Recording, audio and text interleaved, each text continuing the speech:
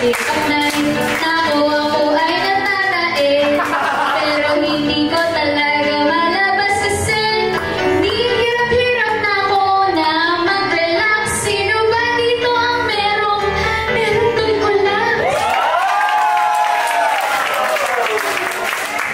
Tulkulang ang regalo sa akin ng aking jowa para daw kami ay